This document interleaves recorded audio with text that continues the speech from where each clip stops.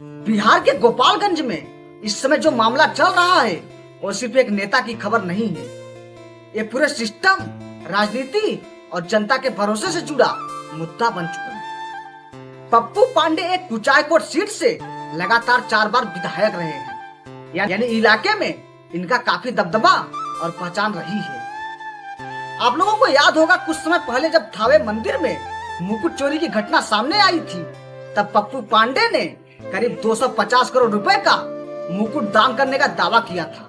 उस वक्त लोग बोलने लगे, वाह कितना बड़ा दानी है, कितना बड़ा दिल है। लेकिन आज वही नाम आरोपों के घेरे में घिरा है। पप्पू पांडे के ऊपर कुचायकोट थाने में एफआईआर दर्ज होती है, जिसमें आरोप लगाए जाते हैं कि फर्जी दस्तावेज बनाकर जमीन कब्जा की गई है, भू माफियाओं को संरक्षण दिया गया है और अवैध जमीन सौदे में पप्पू पांडे के द्वारा मदद की गई है। अब ये समझो कि जमीन का मामला भारत में सबसे संवेदनशील होता है। एक गरीब आदमी अपनी पूरी जिंदगी की कमाई जमीन में लगाता है और अगर वही जमीन गलत तरीके से छीन ली जाए तो उसका सब कुछ खत्म हो जाता है। इस केस में अब तक 4 लोगों को गिरफ्तार कर जेल भेजा जा चुका है। कोर्ट ने 3 बड़े आरोपियों के खिलाफ गिरफ्तारी वारंट जारी किया है। पुलिस ने 2 स्पेशल टीम बनाई, कई ठिकानों पर लगातार छापेमारी हो रही है, लेकिन मुख्य आरोपी पप्पू पांडे अभी भी फरार चल रहे हैं। गोपालगंज के एसपी विनय तिवारी खुद टीम लेकर पहुंचे।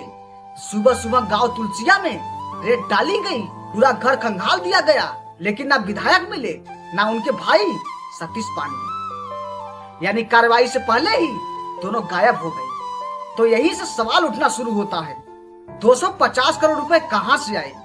क्या ये पूरी तरह वैध कमाई थी? क्या इस पर भी जांच होनी चाहिए? हम ये नहीं कह रहे हैं कि पैसा गलत है, लेकिन जब गंभीर आरोप सामने आते हैं तो हर बड़ी संपत्ति और बड़े दान पर सवाल उठना स्वाभाविक हो जाता है।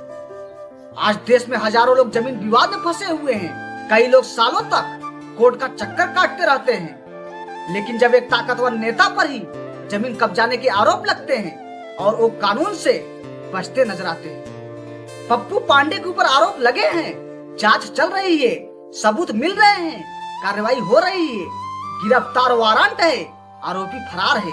अब फैसला कोर्ट करेगा, लेकिन सवाल जनता पूछेगी। क्या पप्पू पांडे सामने आकर जवाब देंगे? क्या 250 करोड़ वाले दान की भी जांच होगी, या फिर यह मामला भी बाकी मामलों की तरह शांत हो जाएगा?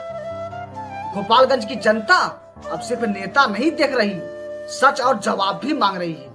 वैसे आप लोग क्या